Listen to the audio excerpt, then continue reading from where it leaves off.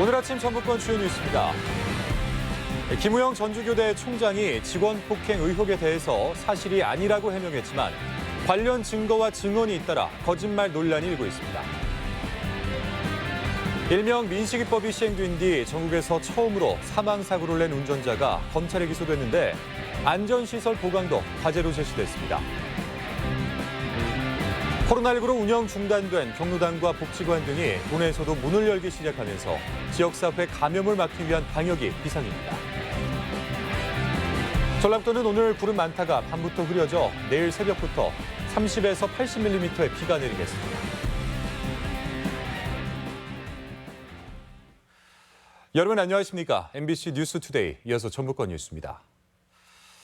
부안과 고창 앞바다의 대규모 풍력 발전 사업 대통령 방문으로 계획이 구체화됐습니다. 이 황금어장을 잃는 지역 주민에게는 기업 이전 등의 손실 보상 방안을 밝히기도 했는데요. 앞선 새만금 태양광 사업도 마찬가지였는데 기대 못지않게 과제가 적지 않습니다. 유룡 기자입니다. 서남의 해상풍력 사업은 향후 8년 동안 부안 위도와 고창 앞바다 사이에 전기 2.4기가와트를 생산할 풍력 발전기 약 200여 대를 설치하는 사업입니다. 북으로는 새만금, 남으로는 영광 원전에 이어 서쪽 바다까지 풍력 발전에 막히는 상황. 주민들은 어장을 포기하는 대신 새로운 에너지 산업이 싹트는 계기가 되기를 희망하고 있습니다. 서남의 해상풍력 본사 부안 유치라든가 또 관련 기업 유치라든가 그 작동을 할 수 있도록 하고 수리할 수 있는 회사 설립 이런 것도. 하지만 기대대로 될지는 미지수입니다. 새만금 태양광 발전의 경우에도 지역 상생을 내걸었지만 전기 가격이 하락하면서 외지 업체가 외지 기자재를 들여올 전망이어서 논란이 커지는 상황. 전라북도는 풍력 발전은 새만금과 달리 부안과 고창 앞바다라는 특수성이 있다며 사업자 선정 조건에 요구를 반영할 계획입니다. 지자체가 부지를 제공하면서 기업을 이제 이전한다거나 하는 그런 조건들을 줄 수가 있거든요. 조금 더 적극적으로 해상풍력 관련 기업을 우리 지역 내에 유치할 수 있지 않을까. 정부 역시 태양광보다 2배 비싸게 전기를 매입해 지자체와 참여 주민에게 보상이 분명히 이루어지도록 지원하겠다는 방침입니다. 수산업과 해상풍력의 공조를 통해 주민들께 더 많은 수익이 돌아가도록 체계를 정비했습니다. 2022년까지 사업자 모집과 인허가를 끝내고 14조 사업의 첫 삽을 뜨게 될 서남의 해상풍력. 그저 바다만 내주는 것이 아닌 지역 주도형 전북판 뉴딜 사업의 성공 사례를 만들 수 있을지 주목됩니다. MBC 뉴스 유룡입니다.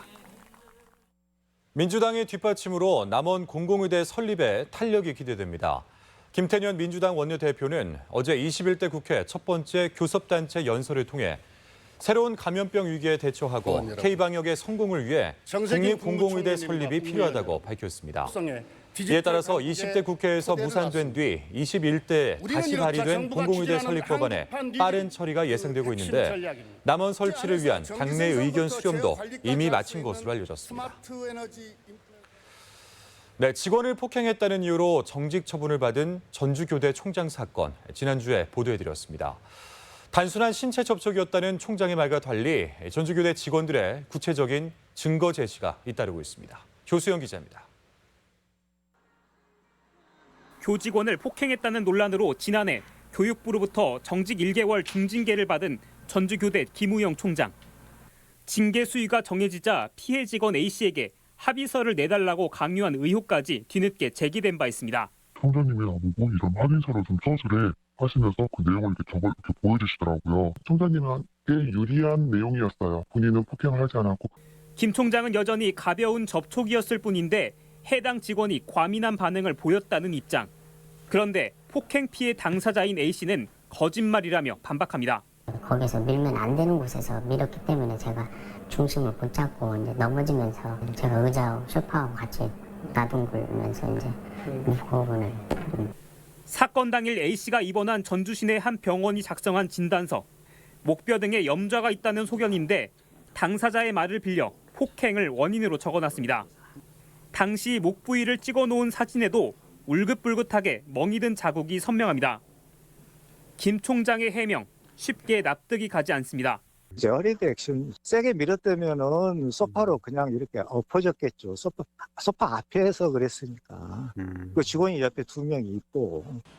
하지만 당시에는 폭행 의혹이 제기되자 수사기관이 자신을 찾아오는 등 직장 안팎의 파장을 걱정해 고소는 엄두조차 내지 못했다는 A씨. 교육부 감사 때 역시 폭행당한 증거는 내놓을 수도 없었고 분위기상 병원에도 오래 있을 수 없었다고 말합니다. 신분이 공무원이고 제 자신이 뭔가 막 이런 걸로 엮어가지고 누구를 마음 아프게 하고 싶은 마음이 전혀 없었고 아내가 이제 아파도 가자. 사건을 목격한 또 다른 직원의 진술도 A씨의 주장을 뒷받침하고 있습니다.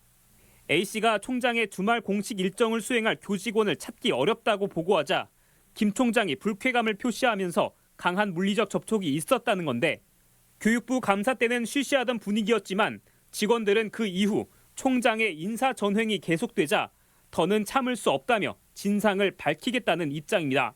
노조 신청서를 받아가지고 많은 직원들이 한 90% 이상 쓴 걸로 알고 있습니다. 최소한의 직장에서 갑질을 당하지 않는. 인사권이 총장의 고유 권한이라지만 지난해 교육부 감사에 응했던 직원들이 이른바 좌천 인사의 표적이 됐다는 건데 김 총장은 역시 부인합니다. 2년이 찼으면 당연히 옮기죠. 그리고 저쪽에서 1년이 채웠으면 들어와야 되고 교육부에 승인을 받게 돼 있습니다. 인사는. 교육부는 최근 제기된 인사 갑질 의혹은 언론 보도로 알게 됐다며 징계는 이미 마무리된 사안이라는 입장. 하지만 이번엔 직원들이 문제를 적극적으로 제기하고 나선 만큼 파장이 어디까지 확산될지 주목됩니다. MBC 뉴스 조수영입니다. 공공연대 노동조합은 어제 기자회견을 열고 전주시의 로컬푸드인 전주푸드 소속 A 팀장이 직원들을 업무 외 시간에 전화해 꾸짖고 인격 비하 발언을 해 올해까지 2명이 그만뒀다며 즉각 징계할 것을 촉구했습니다. 전주푸드 측은 가해자 징계를 권고한 전주시 인권위원회의 실태조사를 토대로 인사위원회를 열어 대응책을 모색하겠다고 밝혔습니다. 네, 전주시 청소대행업체 토우가 비리 혐의로 고발 조치됐습니다. 전주시는 특별감사 결과 실제 근무한 적이 없는 직원 30여 명을 명단에 올려 보조금 1억 1천여만 원을 가로챈 사실이 드러난 청소대행업체 토우를 업무상 배임과 횡령 혐의로 경찰에 고발했다고 밝혔습니다. 고발된 토우의 혐의는 지난 2017년 이후 정산 자료 검토 결과인데 향후 경찰 수사에 따라 착복한 보조금 규모는 더 커질 수 있습니다. 도내 미세먼지 농도가 점진적으로 개선되고 있습니다. 전라북도에 따르면 지난 2018년부터 2019년까지 도내 미세먼지 연평균 농도는 전국에서 2번째로 높은 수준이었으나 올 상반기에는 5번째로 소폭 개선됐습니다. 실제로 미세먼지 평균 농도 역시 세제곱미터당 작년에는 26 마이크로그램에서 올 상반기 23 마이크로그램으로 완화됐으며 지역별로는 무주와 부안이 크게 개선된 반면 정읍과 장수는 부진했습니다. 네, 올해 초 코로나19 여파로 운영 중단된 경로당과 복지관 등 이 공공시설이 어제부터 순차적으로 문을 열었는데요. 많은 사람들이 이용하는 만큼 이 방역이 허술할 경우 지역사회에 또 다른 감염 고리가 될 수 있어 방역당국의 철저한 관리가 필요해 보입니다. 강동엽 기자입니다. 농촌마을 경로당에 주민들이 하나둘 모여듭니다. 코로나19 확산세가 심각했던 지난 2월 운영 중단된 이후 5개월 만에 시설이 다시 문을 연 겁니다. 여름철 무더위를 고려한 조치인데 이용하는 모습은 예전과는 차이가 있습니다. 모두 마스크를 착용한 채 입구에서부터 체온 측정을 하고 일정 간격 거리를 뒀습니다. 코로나 때문에 근단 게 우리가 협조를 해줘야지. 그게 여우가 이렇게 열어야 우리들이 와서 놀고 먹고 웃고. 마을 주민 스스로 방역 관리자가 돼 방역 수칙 준수 여부도 살폈습니다. 관리를 다 해야죠. 소독도 하고 손 씻기도 하고 될 수 있으면 아무 이상 없이 잘 건강을 지켜야죠. 도내 대부분 시군이 경로당 문을 연 가운데 군산과 장수도 소독을 마친 뒤 이용자를 맞을 예정입니다. 경로당뿐 아니라 주야간 보호시설과 복지관 등 7,100여 개 시설이 순차적으로 재개관됩니다. 하지만 우려는 적지 않습니다. 이들 시설이 노인과 장애인 등 건강이 취약한 계층이 이용하기 때문에 자칫 방심할 경우 감염병이 지역에 급속도로 퍼질 수 있기 때문입니다. 특히 방역관리자가 지정돼 있지만 전문가가 아니고 지자체도 모든 시설을 챙기기란 사실상 불가능하기에 사각지대가 발생할 수도 있습니다. 외부인 출입을 통제하고 방역 수칙 위반 시 시설 운영 중단 등 강력한 행정 조치를 취하겠습니다. 전북 어린이 창의 체험관 등 일부를 제외하고 도내 대부분 시설이 속속 문을 열면서 코로나19 상황 속 일상생활 전환이 시험대에 올랐습니다. MBC 뉴스 강동엽입니다. 도내 코로나19가 지역 감염 우려에서는 안정적인 상황입니다. 도보건당국에 따르면 해외 입국자 감염 사례를 제외하고 지역 감염은 지난 13일 방문 판매사원 2명의 잇단 확진 판정 이후 일주일째 추가 환자가 없다고 밝혔습니다. 현재 전북대와 원대병원, 군산의료원에 치료 중인 도내 환자는 11명으로 건강에는 큰 문제가 없으며 자가격리 중인 78명도 특이사항이 발견되지 않고 있습니다. 네, 도내 유흥업소와 종교시설 등의 방역관리가 순조롭게 이루어지고 있습니다. 전라북도에 따르면 유흥시설과 종교시설 등 7만 3천여 방역관리자 지정 대상 시설 가운데 6만 6천 곳이 지정을 마무리해 이행률은 90.9%로 집계됐습니다. 방역당국은 미이행 시설에는 방역관리자 지정을 촉구하고 집단 감염 고위험 시설을 추가 발굴한다는 계획입니다. 네, 다음 뉴스입니다. 전주의 어린이 보호구역에서 2살 아이가 불법 유턴 차량에 치여 숨졌던 사고 기억하시는지요? 사고 운전자는 규정 속도를 지켰지만 민식이법 위반이 확인돼 검찰에 송치됐는데요. 아직도 열악하기만 한 스쿨존 안전시설 보강도 과제로 제기되고 있습니다. 허현호 기자입니다. 전주 반월동의 한 어린이 보호구역. 지난 5월 길가에 서 있던 2살 남자아이가 승용차에 치여 숨졌습니다. 중앙분리대가 끝나는 지점에서 불법 유턴하던 차량에 치여 변을 당한 겁니다. 엄마가 애기를 안고 길바닥에 앉아가지고 소리 질렀어요. 이렇게 올 때까지 그만 출세가 막 동네 사람이 다 나오고 있어요. 이른바 민식이법 시행 이후 전국적으로 첫 사망 사고였는데 차량 운전자인 53살 김모 씨는 민식이법 위반 혐의가 인정돼 기소 의견으로 검찰에 송치됐습니다. 경찰에 따르면 가해 차량은 편도 2차선의 좁은 도로에서 반대편 주차장 진입로를 이용해 유턴하다 운전석 쪽으로 아이를 들이받았습니다. 국과수 감정 결과 당시 속도는 시속 9에서 18km 사이로 규정 속도인 시속 30km를 넘지 않았지만 경찰은 운전자의 부주의와 사고 사이의 인과관계가 충분한 만큼 민식이법 위반 혐의가 충분하다고 봤습니다. 본인 부주의로 중앙선을 침범하여 어린이를 충격 사망하게 된 것으로 통상의 운전자라고 하면 볼 수 있지 않나 그 내경 가능성을 저희가 판단하는 겁니다. 상습 유턴 지역이었던 현장에는 뒤늦게 중앙분리대와 스쿨존 안내 표지가 설치됐고 안전 펜스 등도 추가 보강하기로 했습니다. 하지만 도내 스쿨존 1,040곳 중 과속 단속 카메라는 6% 남짓한 59곳 설치에 그쳐 턱없이 부족합니다. 유지보수 위주로 변경이 되어 있는 건 사실이거든요. 파손돼 있는 거 이런 것들 저희들이 항상 보수하고 나가고 그러거든요. 근데 그러면 이제 제대로 안 따라주니까 예산 확보가. 사전에 막을 수 있었던 사고로 운전자의 주의뿐만 아니라 부족하기만 한 안전시설 보강도 시급합니다. MBC 뉴스 허현호입니다. 국회 안호영 의원은 국가균형발전위원회의 지역균형 발전 정책에서 빠진 지방소멸 위기 지역의 대응을 강화하고 인구 감소 위험 지역의 국가 지원 확대를 골자로 하는 국가균형발전특별법 개정안을 대표 발의했습니다. 도내에서는 11개 시군이 지방소멸 위기 지역으로 꼽히고 있는데 안 의원은 인구 감소가 경제 규모 축소로 연결돼 의료와 교통 등 필수 사회 서비스의 중단과 지방 산업의 몰락으로 이어지고 있다고 진단했습니다. 국제라이온스 협회 전북지부는 어제 전주시청 노송광장 앞에서 폐지수거 어르신을 위한 사랑의 손수레 전달식을 갖고 1,500만 원 상당의 손수레 50대를 전주시에 기증했습니다. 이번 기증식은 하루 수입이 몇천 원에 불과한 폐지수거 노인들의 열악한 환경 개선을 위해 총재 취임식 간소화와 회원들의 자발적인 모금을 통해 마련됐습니다.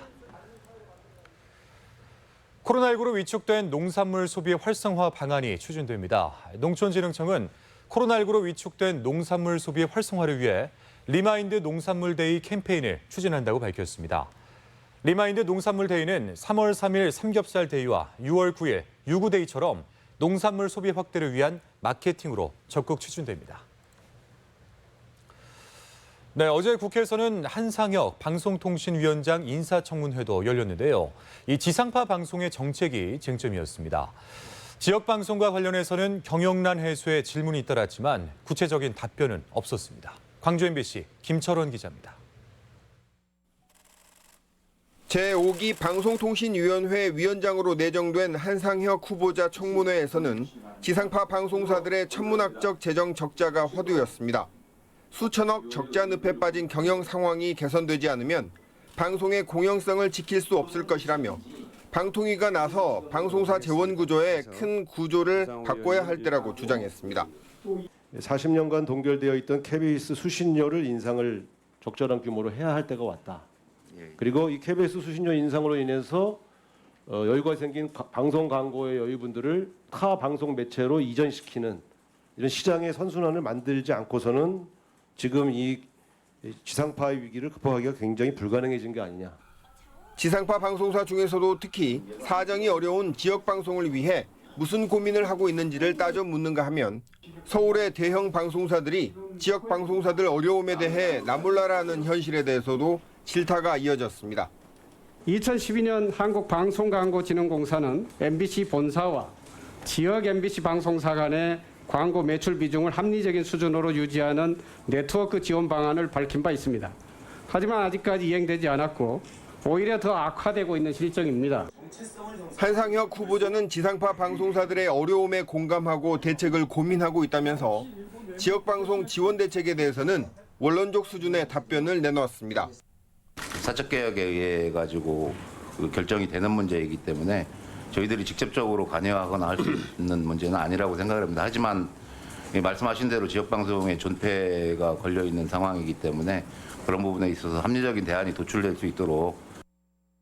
한편 인사청문회장에서는 급변하는 미디어 시장 변화에 맞춤한 방송 관련 법률의 개정과 미디어 혁신기구 출범 등이 필요하다는 지적이 나왔습니다. MBC 뉴스 김철원입니다. 코로나19 사태 속에 소비자들이 외식을 자제하면서 음식점들은 손님이 줄어서 고심이 깊은데요.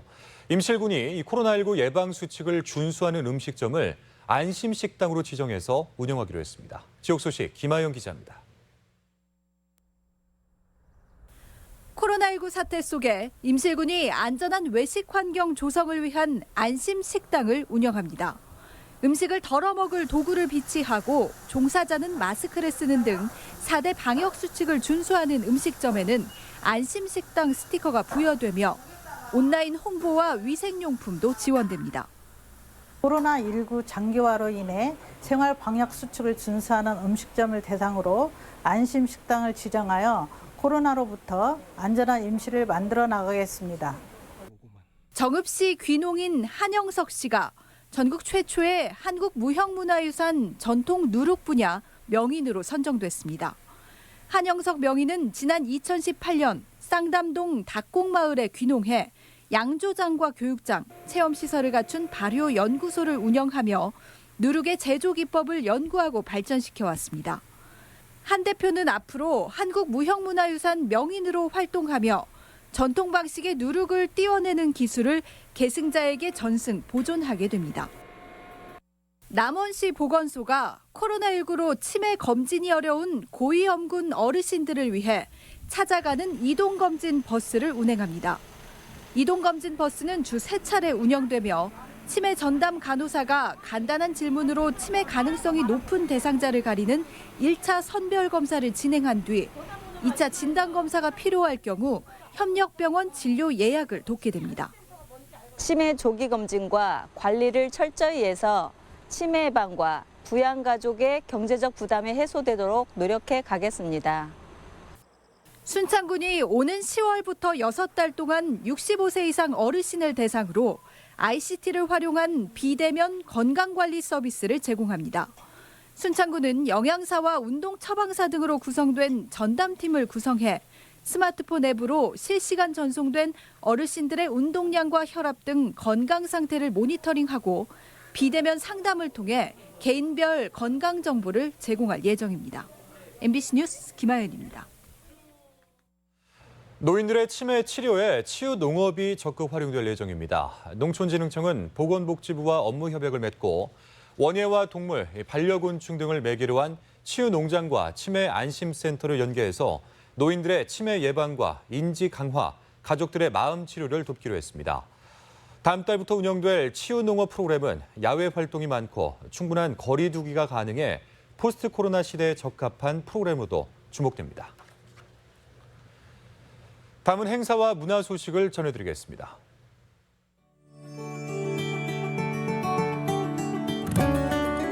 오늘부터 9월 20일까지 전주 디지털 독립영화관에서 관객들의 아쉬움을 달래기 위한 제21회 전주국제영화제 장기 상영회가 열립니다. 모던 칼라 기획전으로 오늘부터 26일까지 교동미술관에서 서수인, 김하윤 2인전이 열립니다. 전주 한옥마을 배경에 만화 캐릭터가 등장하는 이종기 작가 개인전이 오늘까지 백희 갤러리에서 열립니다. 태조로를 테마로 한 사진가 김영구의 10번째 개인전이 오늘까지 전주 우진문화공간에서 마련됩니다. 장애 인식 개선을 위한 희망 콘서트가 오는 26일 한국소리문화의 전당에서 있습니다.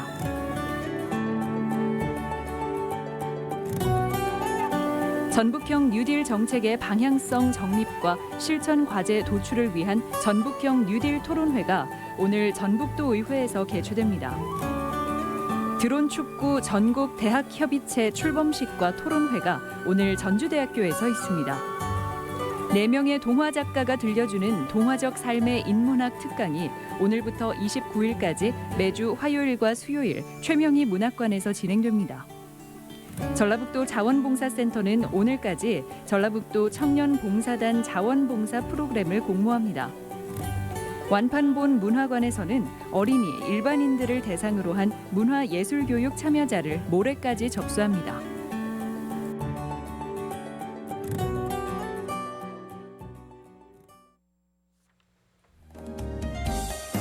전라북도는 오늘 구름 많다가 밤부터 흐려져 내일 새벽부터 30에서 80mm의 비가 내리겠습니다.